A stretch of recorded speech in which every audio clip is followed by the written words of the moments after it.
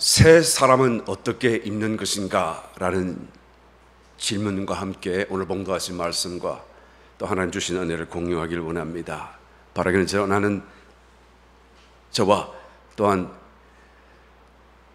함께 공유하는 우리 모든 성도님들이 성령의 조명하심으로 짧은 시간 우리 또한 공유하는 이 말씀이 더 자세히 풀어지고 또 깨달아지고 또한 소유되어져서 우리 남은 생애토록 진정한 새 사람의 의미를 깨달아 새 사람과 함께 또 새 사람을 입고 주의 놀라운 영광과 축복을 드러내는 저와 여러분 되시기를 예수 이름으로 축원합니다.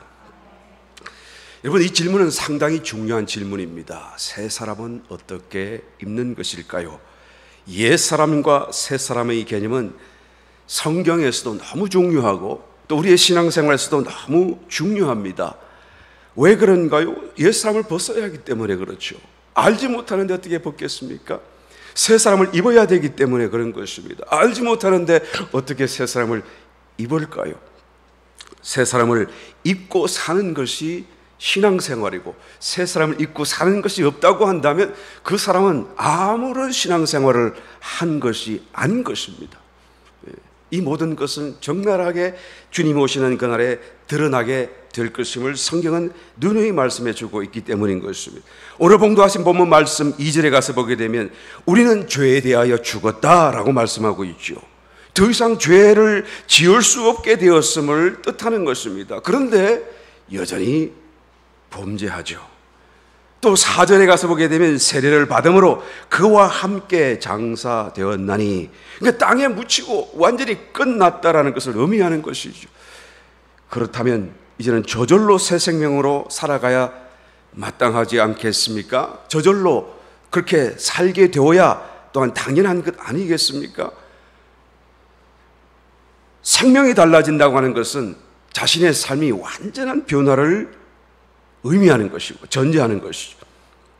완전히 달라진 사람의 삶을 살게 된 것을 말해주는 것입니다.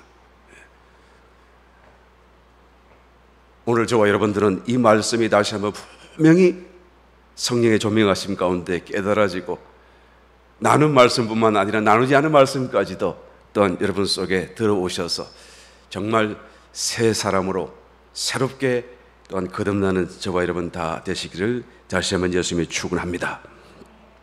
많은 사람들은 성경의 말씀을 듣고 글쎄요, 말씀은 그런데 나를 보면 그런 것 같지는 않고 그것은 그리스도 안에 있을 때나 그런 것이지 세상에 살아갈 때는 그렇게 될 수가 있겠습니까? 오히려 반문합니다. 옛사람과 새사람을 왔다 갔다 하는 것은 아닙니까? 라고 또한 오히려 당연하게 질문합니다. 사실 체험 안에서 여러분 솔직한 하나의 얘기가 아닐 수가 없지요. 이렇게 말하는 것이 일반적이고 솔직한 이야기다라고 우리는 또한 말할 수가 있을 것입니다. 정말로 옛사람은 죽었습니까? 정말로 우리는 새 사람으로 바뀔 수가 있는 것입니까? 정말 삶 속에서 또 신앙적으로 살고 몸부림치는 가운데서 잘 안 되니까 자꾸 넘어지고 실패하니까 결국에는 오해와 타협으로 자기의 생각이 은근히 바뀌어가는 것을 보게 되는 것입니다. 옛사람은 정말로 죽은 것이 아니라 정말 조금 우리 속에 남아 있는 것이다. 그래서 필요할 때마다 팍 이렇게 분노가 같이 내 속에서 일어나지 않는가? 아니면 여기서 옛사람을 벗고 새사람을 입으라고 하는 그 말은 내가 옛날보다 조금 더 나은 어떤 도덕적인 삶을 살아가야 되는 것을 말하는 것이다 라고 타협을 하기도 하는 것이죠. 아니면 우리의 몸이 죽고 난 뒤에 죽은 뒤에 천국에 갔어야 비로소 우리는 완전한 새사람으로 또한 우리는 전환될 수 있을 것이다 라고까지 말하기도 하는 것입니다. 지금은 결단코 우리가 완전한 새사람이 될 수는 없고 새사람을 입는다고 할지라도 부분적일 뿐일 것이다 라고 말하는 거예요. 그런데 오늘 봉독하신 말씀과 다른 말씀 속에는 너무나 분명합니다. 너무나 확실해요. 애매모호한 것이 없습니다. 우리의 옛사람은 그리스도의 십자가 안에서 이미 죽었다라고 말하는 것이죠. 세례를 통하여 우리는 완전히 장사 지낸 바 되었고 이제는 다시 남아있지 않다라고 분명하게 말씀하고 있다라는 것입니다. 주님이 또한 부활하신 것처럼 우리도 부활하였고 그 부활 생명 안에서 주님과 함께 살게 되었다라고 말씀하고 있는 것을 우리는 보아야 하는 것이죠. 우리는 그것을 인정해야 되고, 우리는 그것을 또한 흠모하고 그런 상태로 나아가기 위해 모든 신앙의 노력과 또한 수고를 우리는 감내해 가야 마땅할 것입니다. 과연 어떻게 이 사실이 나의 것이 될 수 있을까? 어떻게 이 성경의 말씀이 또한 십자가의 공로가 나의 체험이 될 수 있을까? 우리는 다시 한 번 더 진지하게 물어보지 않을 수 없다라는 것입니다. 오늘 저와 여러분 다시 한번 이 세 사람을 잊게 되는 복된 주의 자녀가 다 되시기를 예수님 이름으로 축원합니다. 어떻게 세 사람을 입습니까? 첫 번째, 우리는 무엇보다도 옷으로 입는다라는 개념을, 성경적인 개념을 우리는 이해해야만 또한 옷을 입는 자리로 나아갈 수 있을 것입니다. 인생은 종살이하는 것이라고 말하지 않습니까? 누구를 모시고 살든 반드시 그의 마음속에 한 주인을 모시고 살아가는 것입니다. 돈을 주인으로 삼든지, 권력으로 주인을 삼든지, 자기 이생의 어떤 그런 욕심과 자랑을 따라서 사는 어떤 것을 섬기고 살든지, 하여튼 자기의 마음속에 무엇을 하나를 또한 주인으로 모시고 살아가는 종살이다라는 거예요. 어떤 사람은 하나님을 주인으로 살고 모시고 살기도 하죠. 그러니까 이 모든 것을 크게 두 가지로 분류할 수가 있습니다. 하나님을 주인으로 삼기고 사는 건지가, 아니면 하나님 외에 다른 것들을 주인으로 모시고 사는 것인가. 하나님 외에 다른 모든 것들을 우리는 우상이라고 성경은 말씀하지 않습니까? 그러니까 우리는 하나님을 주인으로 섬기고 살든지, 또한 우상과 사탄을 주인으로 섬기고 살든지, 우리는 한 주인을 또한 섬기고 종살이하는 것이 우리의 인생이다라는 것을 말할 수가 있는 것입니다. 여기서 종살이한다는 그 말의 의미는 그 주인을 따르고 복종하고, 그 주인이 좋아하는 것을 나도 좋아하고, 그 주인의 어떤 모습을 따라 또한 주인을 흠모하고, 주인을 대신하여 주인의 어떤 그 면모를 자신을 통해서, 자신의 또한 삶을 통해서 또한 나타내고 살아가는 그런 어떤 모습을 종살이라고 말하는 것이죠. 그래서 돈을 주인으로 섬기고 사는 사람들은 만나보면 알아요. 위에서부터 쫙 돈. 또 돈이 없어도 뭐 만나서 몇 마디 얘기해 보게 되면 나오는 말 모두가 다 돈에 대한 이야기를 하는 거예요. 이것은 돈이 있든지 없든지 그 마음속에 돈을 자기의 주인으로 섬기고 사는 사람의 모습인 것이죠. 만약 하나님 아닌 사람, 아니 어떤 것을 주인으로 섬기고 사는 그 사람은 옛사람을 따라 사는 것이고, 하나님을 주인으로 모시고 사는 사람은, 그 사람은 새 사람을 입고 사는 것이다 라고 지금 성경이 말하는 것이죠. 옛사람을 벗는 것과 새 사람을 입는다는 것을 우리는 이해해야 되는 것입니다. 이 이해를 위해서는 특별히 두 가지의 개념을 우리는 먼저 좀 비교해 볼 필요가 있어요. 존재 개념이라는 것과 소유 개념이라는 그런 어떤 개념을 우리가 다시 한 번 더 비교하며 이해할 필요가 있습니다. 성도가 되면, 구원받은 자가 되면 나는 새 사람이 되었다, 나는 의인이다, 나는 더 이상 죄인이 아니다 라고 말을 하죠. 이것은 존재, 자기가 존재적으로 어떤 변화를 가지게 됐는가라는 그런 존재의 개념 속에서 성도의 그런 어떤 위치와 모양을 말하는 것입니다. 존재적인 변화를 설명하는 것이죠. 전혀 틀린 말이 아니에요. 다 맞는 말입니다. 그러나 이 사실을 자신의 체험, 자기 자신의 체험과 연결해서 보게 되면 정말 이해하기가 어려워요. 나는 죄인이 아닌데, 나는 의인인데, 나는 새 사람이 되었는데 왜 그런데도 불구하고 여전히 죄를 다시 짓는가? 라는 것을 생각해 볼 때 이 말의 의미를 잘 이해하기가 어려운 거예요. 말이 틀린 말이 아닌데도 불구하고. 그러므로 소유 개념으로 우리는 이 성경적인 진리를 좀 더 접근해 가야 될 필요가 있는 것이죠. 죄, 그것은 내 것이 아니야. 사단의 것이야. 거룩함, 그건 내 것이 아니야. 하나님의 것이야. 그죠? 그러니까 나는 모든 것이 다 내 것이 아니에요. 죄도 거룩함도 다 내 것이 아니고 사단의 것이고 하나님의 것이, 하나님의 생명이 속했고 또한 진정한 사랑이 하나님의 것이고 빛도 하나님의 것이고 모든 그런 진리, 능력 다 하나님의 것이죠. 내 것이 아니라는 것을 우리는 알아야 되는 것입니다. 저와 여러분이 거룩한 게 아니에요. 거룩해질 수도 없습니다. 하나님만이 거룩하신 것이죠. 이런 이해를 우리가 전제를 하게 되면 내가 스스로 거룩해져야만 된다라고 하는 이런 어떤 오해와 어떤 부담에서 스스로 우리의 마음이 해방되어지게 되고 우리의 마음의 초점이 이제는 내 자신에게서 바꾸어져서 하나님께로 옮겨지는, 자연스럽게 하나님을 주목하게 되고 하나님을 더 생각하게 되고 하나님을 더 모시려고 하는 그런 마음으로 바뀌어지는 것을 우리가 알게 되어지는 것이죠. 이것이 정말 새 사람을 입는 좋은, 또 정말 올바른 우리의 신앙적인 자세가 된다라는 거예요. 레위기 11장 45절에도 물론 그런 말씀이 있죠. 나는 너희의 하나님이고 여호와라, 내가 거룩하니 너희도 거룩할지어다. 이 말씀은 여러분, 우리가 스스로 거룩해지게 된다는 말씀을 하는 게 아닙니다. 오해서는 안 되죠. 거룩하신 하나님을 가까이 함으로써, 거룩한 하나님을 배반하지 않음으로써 하나님이 우리 속에 들어오시고 우리가 그릇과 통로가 되어 하나님의 거룩함이 우리를 통하여 나타나도록 하라, 그 말씀을 좀 하시는 거예요. 예. 소유의 개념을 가지고 우리가 다시 한 번 더 이해를 해보게 되면, 성도라도 새 사람으로 살아가지 못할 수가 있겠구나, 성도라고 할지라도 여전히 죄를 지을 수가 있겠구나라는 사실을 우리는 이해할 수 있게 되는 거예요. 왜 그렇습니까? 사단이 있기 때문에 그런 것이죠. 원수가 역사하고 있기 때문에 그런 것입니다. 지금 이 세상을 통치하는 자는 사탄입니다. 에베소서 2장 2절에 보게 되면, 그때 너희가 그 가운데서 행하여 이 세상 풍속을 쫓고 공중의 권세 잡은 자를 따랐으니 곧 지금 불순종의 아들들 가운데서 역사하는 영이라. 공중의 권세를 잡고 세상 임금으로서 지금 역사하고 있다고 말이에요. 이 사단이 있고 사단이 역사하고 있기 때문에 성도라도 새 사람을 따라 살지 못하고 넘어지고 죄짓고 유혹당할 수가 있다라는 것을 말하는 것이죠. 이번 사단은 대단히 영리합니다. 우리의 생각 이상으로 너무나 스마트해요.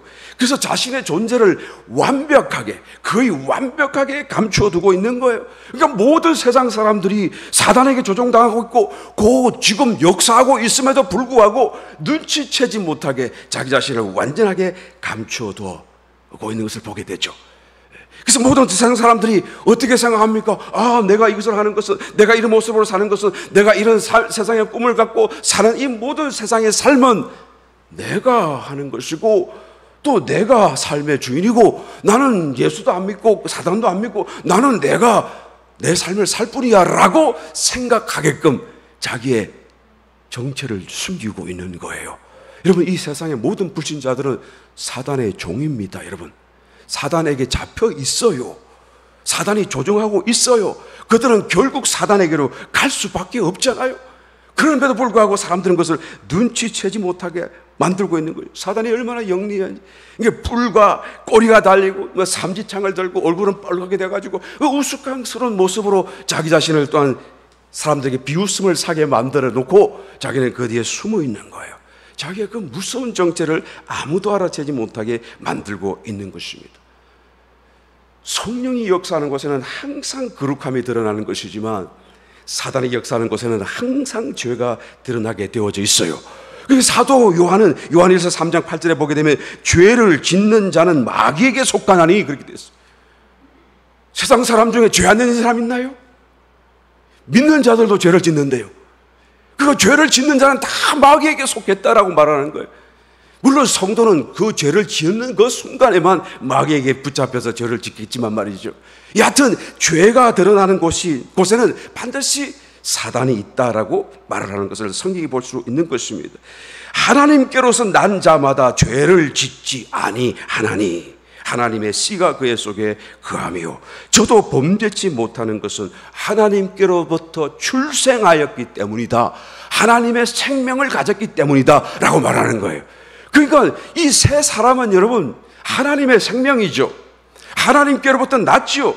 죄를 알지도 지을 수도 없는 생명이에요. 도무지 죄를 지을 수 없는 거예요.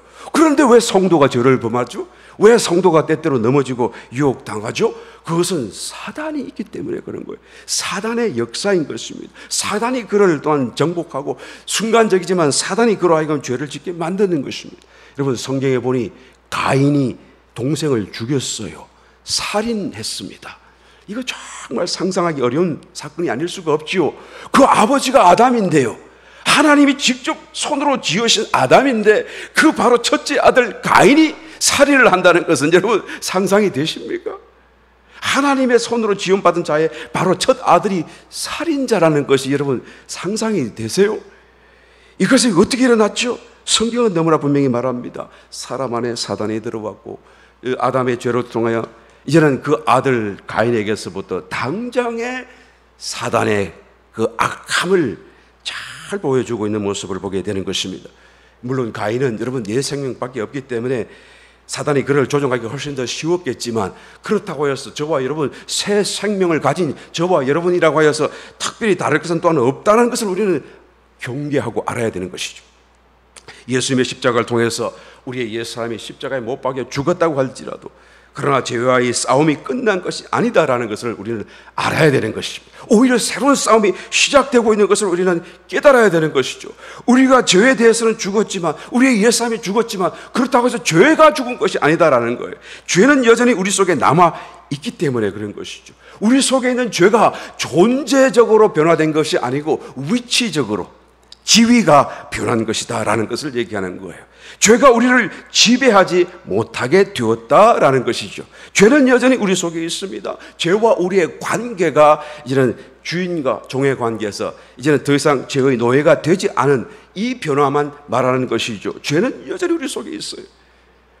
우리 옛사람이 죽었음에도 불구하고 죄는 여전히 우리 속에 강하게 역사하고 있다라는 것을 우리는 알아야 되는 것입니다. 이 죄를 우리는 이길 수가 없어요. 아무리 위대한 성도라고 할지라도 스스로는 이길 수가 없습니다. 그러므로 하나님을 의지하지 않고서는 성도라도 죄에 넘어지고 또 죄를 짓고 또 죄를 짓고 회개하고도 또 죄를 짓게 되는 그런 악순환이 반복되게 되는 것입니다. 그러므로 우리로 하여금 새 사람을 입으라고 성경이 말씀하는 것입니다. 우리가 새 사람을 입어야 죄를 이길 수 있기 때문에 그런 것이죠. 만약 저와 여러분 속에 지금 당장에 예수님을 믿기 전에 없었던 어떤 분명한 내적인 감동, 내적인 어떤 이끄심, 어떤 하나님과 내가 연결됐다라고 하는 어떤 느낌, 어떤 평안함, 어떤 그런 넘치는 사랑, 기쁨, 어떤 내가 지금 주님 안에 있다라고 하는 확신, 뭐 등등 이런 모든 어떤 것들이 나에게 조금도 없다고 한다면, 여러분 나는 지금 죄에게 또 죄와 연결되어 있는 것은 아닌가? 우리는 의심해 보아야 되는 것입니다. 중간지대는 없기 때문에 그런 것이죠. 하나님이든지 아니면 죄든지, 하나님이든지 아니면 사단, 우상이든지, 여러분 중간지대는 없어요. 여기서 아니면 여기로 연결될 수밖에 없는 것이, 나에게 어떤 내적인 감동이 없고 예수 믿기 전에나 예수 믿은 뒤에나 전혀 내 마음속에 바뀐 것이 없다라고 생각된다고 한다면, 여러분 나는 지금 구원받았지만 내 속에 새 사람이 있지만 내 속에 그리스도가 와 계신데도 불구하고 나는 여전히 죄와 연결되어져 있고 죄가 나에게 주인 노릇하듯 지금 하고 있는 것 아닌가라는 것을 우리는 의심해 보아야 되는 것입니다. 그러므로 새 사람을 입어야 돼요. 그러므로 새 사람과 연결되어져야 되는 것입니다. 여러분 새 사람을 입는다는 것을 결론적으로 우리가 이해하자면, 새 사람으로서 이제는 새 사람이 하는 어떤 일을 하는 것을 얘기하는 것이 아닙니다. 그동안 내가 많은 죄를 지었지만 이제부터는 다시 죄를 짓지 않겠다라고 결심하는 그런 문제도 아닙니다. 자신이 그동안 범죄한 사실을 진정으로 내가 지금 회개했는가 아닌가의 문제도 아닙니다.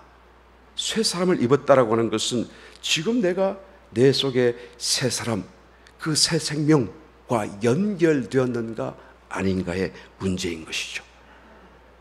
여러분 전달이 됩니까? 이 사실을 우리는 정말 심각하게 깨달아야 되고 또 심각하게 추구해야 되는 부분인 것입니다. 그렇다면 어떻게 연결할 수가 있는 것이죠? 이것이 실전상 정말로 중요한 하나의 원칙이고 개념이죠. 믿음으로 살아가야 되는 것입니다. 새 사람을 입기 위해서는 믿음으로 살아야 돼요. 믿음으로 새 사람을 옷 입게 되기 때문에 그런 것이죠. 내가 믿을 때에 이 새 사람이 나에게 입혀지기 때문에 그래요. 사도 바울은 자기가 입었던 그 새 사람을 개인적으로 정말 자세하고도 너무나 분명하게 아주 명쾌한 문장으로 우리에게 또한 고백하고 있는 것을 우리가 만나볼 수 있습니다. 갈라디아서 2장 20절, 내가 그리스도와 함께 십자가에 못 박혔나니 그런즉 이제는 내가 산 것이 아니요 오직 내 안에 그리스도께서 사신 것이라. 여기서 내가 죽었다고 그래요. 그 내가 누구죠? 옛사람을 얘기하는 것이죠. 옛사람이 죽었어요. 그러니까 내 속에 지금 그리스도가 들어와 사시게 되는 것이죠. 살고 계신 것이죠. 이제 내가 육체 가운데 사는 것은, 죽었는데 다시 사는 건 뭐죠? 옛사람을 벗어버린 나를 얘기하는 것입니다. 옛사람을 벗은 내가 이제는 홀가분하잖아요. 그리고 내 속에 지금 주님이 와 계시잖아요. 그리고 내가 육체 가운데 사는 것은 나를 사랑하사 나를 위하여 자기 몸을 버리신 하나님의 아들, 곧 그리스도를 믿는 믿음 안에서 사는 것이다. 그러니까 옛사람을 벗어버리고요, 내가 다시 믿지 않는다고 한다면, 그리스도가 내 속에 들어와 있음에도 불구하고 그 그리스도를 바라보지 않고 그리스도를 영접하지 않고 그리스도를 또한 믿지 아니한다고 한다면, 이것은 새 사람을 입을 수가 없는 거예요. 내가 그리스도를 믿음으로 사는 것이다 라고 하는 그 말씀이, 내가 이제는 새 사람을 옷으로 입는 것을, 그 비밀을 또한 말씀해 주고 있는 것입니다. 여러분, 그리스도를 믿는 믿음 안에서 산다는 것은 구체적으로 무슨 뜻입니까? 무엇을 믿는다는 것입니까? 여러분, 고민 좀 해보셔야 돼요.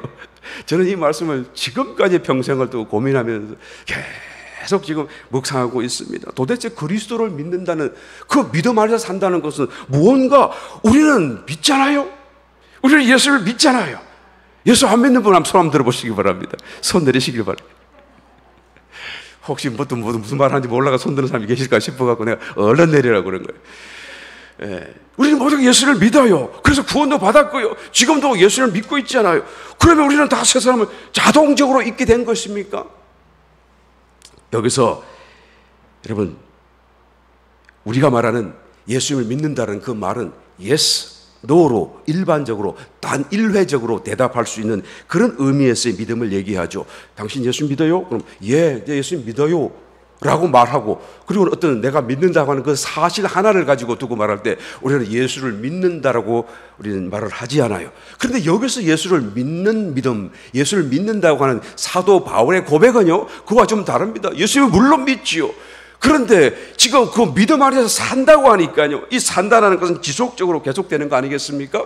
이 지속되는, 계속되는 어떤 시간적인 그런 어떤 볼륨과 함께 내 믿음도 계속 좀 지속되는 어떤, 그죠? 어떻게 삶 속에 계속 하나님을 믿을래 안 믿을래 안 믿을래, 이 말씀을 네가 믿을래 안 믿을래 하는 이런 모든 것이 계속적으로 그의 자신의 삶에 지금 계속 들려지고, 자기는 그것을 선택하고 믿음을 따라 사는 그런 어떤 선택적인 믿음을 또한 사는 그런 삶 안에서 살고 있다는 걸 얘기하는 것이죠. 그래야지 지금 믿음 안에서 산다라는, 이 산다는 말씀이 의미를 가질 수가 있지 않겠습니까? 그래서 그 안에서 지금 계신 그리스도는 그냥 가만히 계신 것이 아니라 계속하여 우리에게 믿음을 요구하고 있고, 우리에게 믿음의 선택을 또한 요구하고 있어요. 왜? 주님이 계속 말씀하시니까. 이 말을 믿을래? 예. 그럼 이 말 믿을래? 예. 이 말 믿을래? 예. 계속 주님이 살아계시잖아요. 주님이 또한 말씀이시잖아요. 주님은 말씀 안 하실 수가 없어요. 할렐루야. God is word니까요. 하나님이 말씀이시니까요. 주님이 말씀 안 하고 입을 닫고 계셔도 그냥 계신 것만으로도 말씀인 거예요. 우리가 바라보기만 해도 말씀인 거예요. 우리가 느끼기만 해도 말씀인 거예요. 그러니까 주님이 우리 속에 어떤 임재로 다가오고 계신 것을 내가 느낀다고 한다면 그 자체로 모든 것이 말씀이에요. 그러니까 그 말씀에 대해서 내가 아멘, 아멘, 아멘, 그것을 계속하는 믿음 안에서 살고 있다라고 지금 사도 바울이 고백하는 것이죠. 이것이 오늘 본문 말씀에 우리로 또한 새 생명 가운데서 행하게 하려 함이다라고 하는 그 말과 같은 말씀이죠.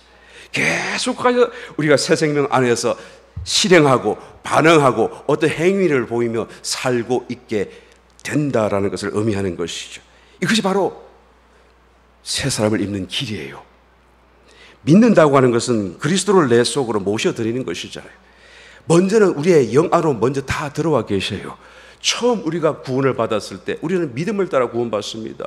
예수님을 믿었어요. 복음을 듣고 믿었어요. 그러니까 주님이 내 영 안으로 들어오신 것입니다. 내가 한 것은 믿는다는 고백밖에 없었는데 그 고백을 따라 주님이 내 속으로 들어오신 것이죠. 내 영 안에서 일어난 사건인 것입니다. 나의 영이 죽어 있었는데 주님이 나의 영을 그리스도의 생명으로 살리시고 그 살리신 나의 영 안에 주님이 들어와 계신 것이죠. 그러니까 죽었던 영이 다시 살아나시니까 내 영은 새로운 생명을 가진 새로운 사람이 되어져 있는 거 아니겠습니까? 그 새 사람 안에 주님이 당신의 영으로 들어와 계신 거예요. 그러니까 주님도 계시고 나의 영도 계세요. 주님도 계시고 나의 새로운 생명을 가진 새 사람의 존재도 그 안에 있지요. 그러니까 새 사람과 그리스도는 본래 엄밀하게 따지자면 구별되어져야 마땅한 것임에도 불구하고 나의 새 생명, 새 사람은 그리스도의 생명이기 때문에 그 속에 들어오신 그리스도와 구별할 수가 없어요. 마치 물은 무색, 무치, 무향이지고 아무런 맛도 느낌도 향도 색깔도 없지만은 그 속에 찻잎을 떨어뜨리게 되면 찻잎이 녹아져서 찻잎의 색깔과 향과 맛을 내게 되잖아요. 그 다음에 이 차를 제거해도 여전히 이 물은 찬물이 되어져 있는 것입니다. 더 이상 물과 차를 구별할 수 없도록 그가 하나가 되어져 있는 것을 우리는 보게 되는 것이죠. 구별할 수 없게 되어져 있는 것이죠. 이것이 우리가 처음 구원받았을 때 우리의 믿음을 통하여 일어난 사건이에요. 우리 영 안에서 일어난 사건이죠. 두 번째, 이제는 그 안에 계시는 주님을 사도 바울처럼 계속 따라가며 또한 들으며 순종하며 그 아들을 믿는 믿음 안에서 살아가는 그 믿음이 또 필요한 것이죠. 이 믿음은 내 마음 안으로 영 안에 계신 주님을 모셔드리는 것이고 그리스도로 옷 입는 것이고 바로 이 성경이 말하는 새 사람으로 옷 입는 것을 말하는 것입니다. 그리스도로 옷 입는 것이 새 사람으로 옷 입는 거예요. 믿음으로 새 사람을 입게 되시기를 예수님 이름으로 축원합니다.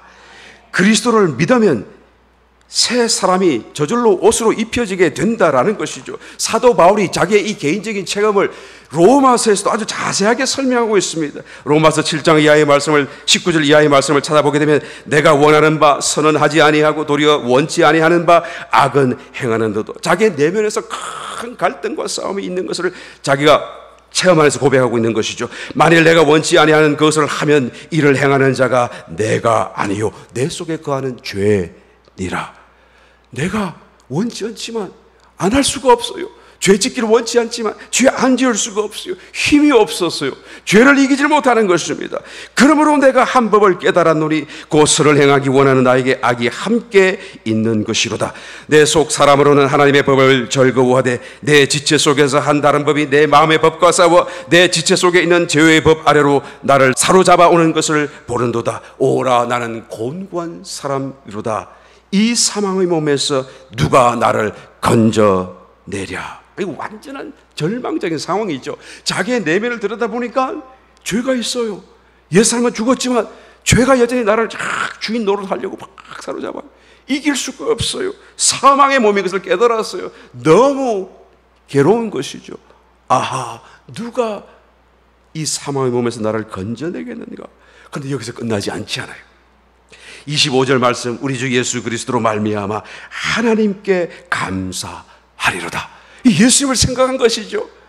예수님이 계신 것을 이제는 자기가 다시 한 번 더 주목하기 시작하는 것입니다. 그런즉 내 자신이 마음으로는 하나님의 법을 육신으로는 죄의 법을 섬기노라. 그러니까 내 마음으로 주님을 바라보는 것입니다. 나는 할 수 없어요. 주님 나를 도와주세요. 주여 나를 통하여서 이 죄를 이기게 하여 주옵소서.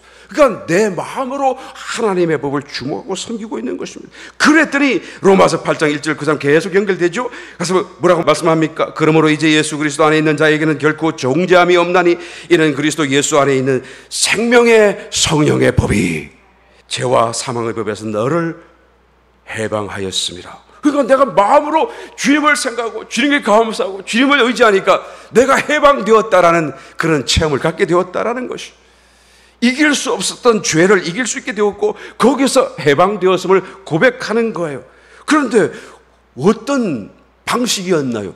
하나님의 법을 마음으로 어떻게 섬겼나요? 그 구체적인 이야기를 또한 5절 이하의 말씀에서 설명하고 있습니다. 나는 이렇게 내 마음으로 하나님을 섬겼다. 육신을 쫓는 자는 육신의 일을, 영을 쫓는 자는 영의 일을 생각하나니. 그러니까 생각했다 그 말. 영의 일을 생각했다 그 말.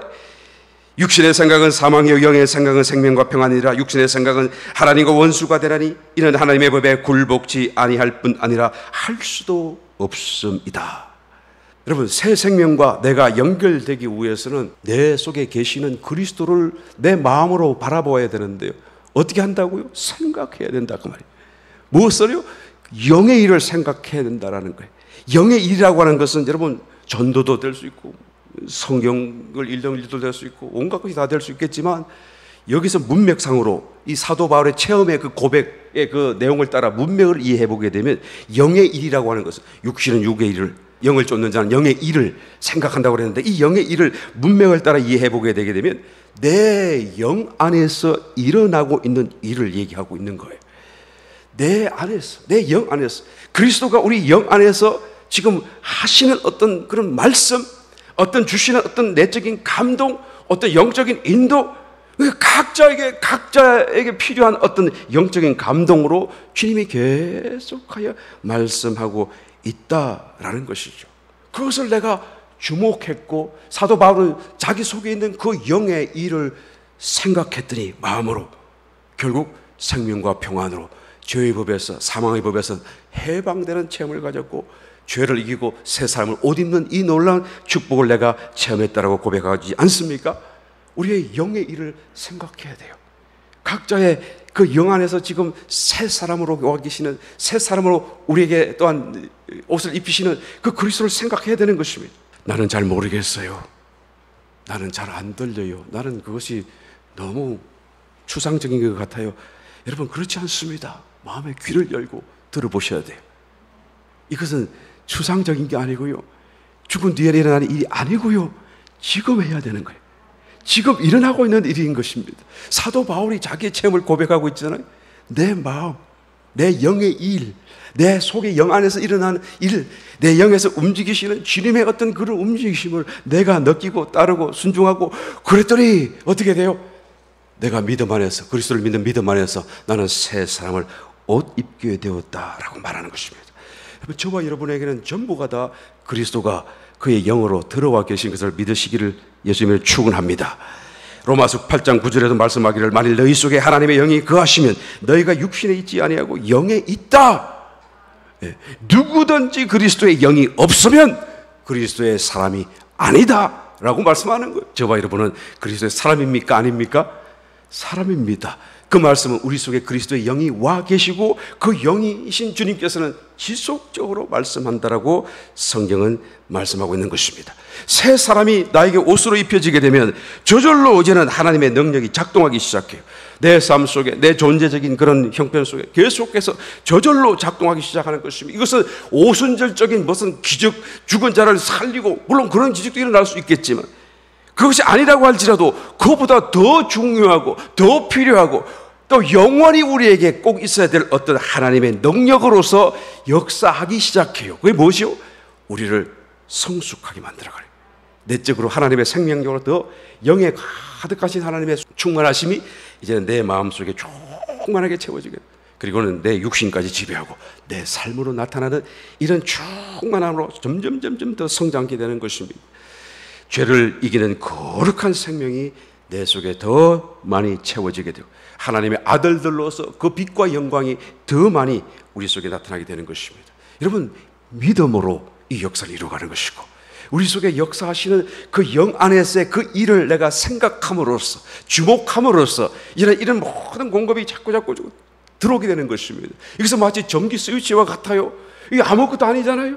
탁 올리고 탁 내리고 탁 켜고 탁 끄고, 너무 간단하고 별일 같지 않은데도, 별것 같지 않음에도 불구하고 탁 키면 불이 확 들어오고 탁 내리면 불이 확 가버려요, 순식간에. 왜 그런가요? 이 스위치는 아무것도 아닌 것 같아 보일지 모르겠지만, 그 스위치 뒤로는 전기줄이 연결되어 있고, 전기줄이 뚜껑비로 연결되어 있고, 뚜껑비 집에서 또 전봇대 변압기로 연결되어져 있고, 또 그냥 굵은 전선을 통해서 결국에는 가고 가면 저 높은 산 중에 거대한 수력 발전소 같은 발전소와 연결되어져 있고, 그 발전소에는 막 그냥 물이 어마어마한 낙차로 떨어지고 있고, 그 엄청난 이 낙차를 그냥 거대한 터빈이 돌아가고 있고, 그리고 전기가 일어나는 것을 집적하고, 그리고 관리하고 보내고 하는 복잡한 그런 기계 장치들이 다 그곳에 있는 거 아니겠어요? 그러니까 이 스위치 아무것도 아닌 것 같지만은 사실은 쭉쭉쭉 가보게 되면 저 엄청난 어떤 기계 장치와 연결되어져 있고, 거기서부터 전기가 지금 다 여기까지 와 닿아 있는 것을 우리가 볼 수 있는 것처럼, 우리가 믿음으로 스위치를 키면 어떻게 되죠? 하늘로 닿아 있는 거예요. 할렐루야. 하늘의 모든 것이 다 지금 다 있고, 키는 순간 들어오게 되고 공급되고 역사하기 시작한다라는 것을 우리는 알아야 되는 것이죠. 이것이 믿음으로 새 사람을 옷 입는 사건인 것입니다. 옷 입게 되시기를 열심히 축원합니다. 그런데 방해 요소는 또한 제거해야 돼요. 방해 요소가 있습니다. 옛사람은 죽었을지라도 그 옛사람이 가졌던 옛 습관들이 아직 남아있는 것을 보게 되죠.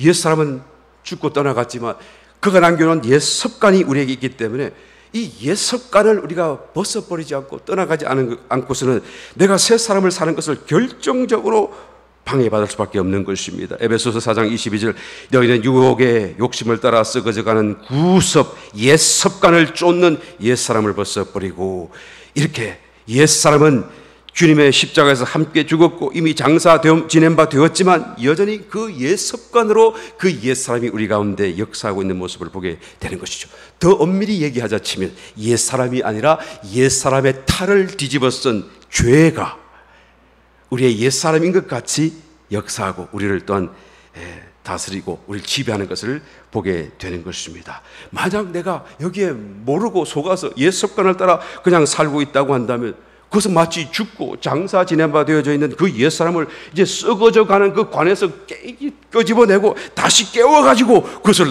나에게 옷으로 입는 것과 같은 것이죠. 새 사람으로 살기 위해서는 이 옛사람의 습관을 버려야만 되는 것입니다. 사도 바울이 성경 전체를 통해서 찾고 찾아보니까 4가지를 얘기하고 있어요. 4가지. 이게 4가지가 여러분 별로 신통찮은 그렇게 중요한 것이 아니라면 사도 바울이 더 많이 말씀을 하셨겠죠. 그런데 이 4가지만 말씀을 해요. 너무 중요한 하나의 어떤 요소들이 아니겠습니까? 여러분 마음속에 깊이 한번 이 말씀을 담아 가시기를 열심히 축원합니다.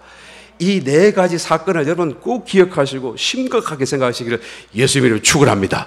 잘 들어보시기 바랍니다. 에베소서 4장 25절 이하의 말씀을 보게 되면 거짓말하지 말라는 거예요. 예. 거짓말하지 말라.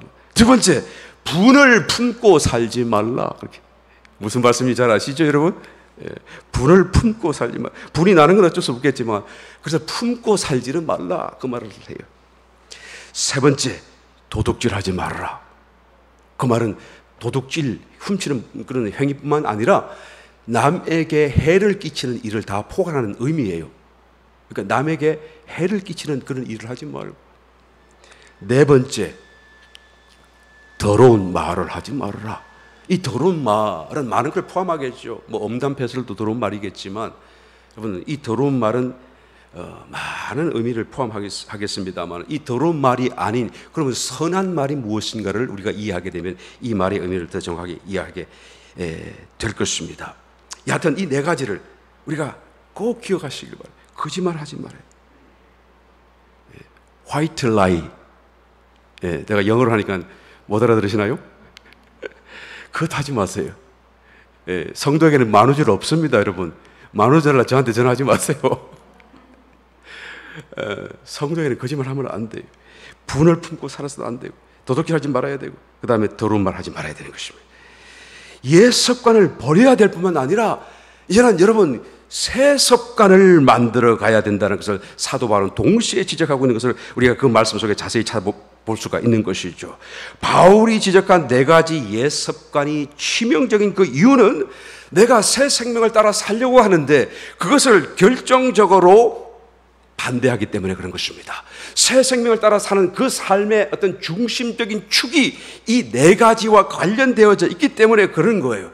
새 생명의 삶의 방식이 이 네 가지와 반대되는 것이기 때문에 그런 것이다라는 거예요. 그러니까 거짓말하지 않고 부물 품지 않고 도둑질하지 않고 더러운 말을 하지 않는 것도 하지 말아야 될 것이겠지만, 그런 것들을 벗어버리지 않을 경우에는 정작 내가 새 사람으로 살고 자연스럽게 새 사람의 어떤 삶을 살아가는 데 있어서 정말 결정적으로 방해를 받을 수밖에 없기 때문에 그와 반대되는 새로운 습관을 만들기를 또한 동시에 말하고 있는 것입니다.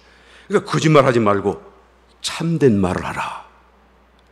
참된 말을 하게 되시기 위해서 축원합니다. 분을 품고 살지 말고 분을 풀고 살아라. 할렐루야. 세 번째, 남을 도둑질하지 말고 남을 이롭게 하는 구제와 선한 행위를 하라라고 말하는 거예요. 남을 위해서 살아라 그 말이죠. 네 번째, 더러운 말 하지 말고 선한 말을 하라. 이 선한 말이 무엇입니까? 에베소서 4장 29절, 오직 덕을 세우는 데 소용되는 대로 선한 말을 하여 듣는 자들에게 은혜를 끼치게 하라. 이 선한 말이 무엇입니까? 덕을 세우는 것이다 라고 말씀하고 있죠. 이 덕을 세운다는 말은 오이코도메, 이것은 build up 한다는 뜻이, 건축한다는 뜻입니다. 그냥 덕스럽고 그냥 뭐 이렇게 듣기 좋은 소리라는 그런 말이 아니고, 덕을 세운다 그 말은 교회를 세운다 그 말, 건축한다 그 말이죠. 교회를 건축한다는 말, 하나님의 그리스도의 몸 공동체를 세우는 말을 하라 그 말이에요. 성도를 격려해주고 신앙을 격려해주고 용기와 소망을 더해주는 칭찬의 말을 성도들을 향하여 하라는 말씀을 하는 것입니다. 이 말이 지금 선한 말이고 덕을 세우는 말이다라는 거예요. 어떤 사람은 사실을 나는 사실대로 말한다 라고 말을 하면서 말이죠, 자기 혼자 정의로운 척하는 사람이 꼭 있어요. 보게 돼요. 사실을 사실대로 말한다고 치면 뭐 이쪽만 사실입니까? 저쪽도 사실이 얼마나 많은데요. 좋은 사실이 얼마나 많은데요. 늘 사실을 사실대로 말한다는 그 사람은 비판만 합니다. 보면 정말 그렇게 어리석을 수가 없어요. 왜 스스로 자기의 복을 갖고 남의 복까지 방해를 하느냐 그 말이에요. 그냥 돌아서면 될 거란 말이에요. 할렐루야. 선한 말을 해야 돼요. 그래야 내가 새 사람으로 살게 돼요. 그래야 내가 새 사람으로 사는 삶이 지장을 받지 않고 방해를 받지 않습니다. 내 입술의 말을 고치고 또한 정말로 새로운 언어로 새로운 습관을 만들어가게 되시기를 축원합니다. 이 네 가지 습관을 기억하시기를 바라요. 네 가지 버려야 할 것과 네 가지 꼭 새롭게 만들어야 될 것을 우리가 꼭 기억하시기를 예수님을 축원합니다. 오늘 저는 여러분과 함께 새 사람을 어떻게 있는가라는 질문으로 성경이 말씀하시는 그 방법과 중요성을 함께 나누어 보았었습니다. 이것을 우리가 다만 교리적인 지식으로만 가져두지 마시고 자기 자신의 체험 안에서 정말로 옛사람을 벗어버리고 새 사람을 입게 되는 놀라운 축복으로 또한 만들어가게 되시기 위해서 축원합니다. 그래서 새 사람을 따라 하나님이 얼마나 많은 축복을 우리 가운데, 얼마나 놀라운 능력을 우리 가운데 베푸시고 계시는지를 증거하고 소유하는 우리 여단의 모든 지체가 되시기를 예수님의 이름으로 축원합니다.